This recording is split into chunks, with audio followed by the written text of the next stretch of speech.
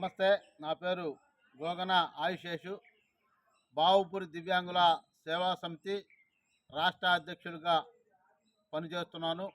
మరియు జనసేన పార్టీ దివ్యాంగుల జన సైనికుడిగా పనిచేస్తున్నాను.